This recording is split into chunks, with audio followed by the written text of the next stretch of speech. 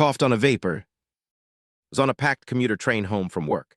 Vaping or smoking is not allowed on trains.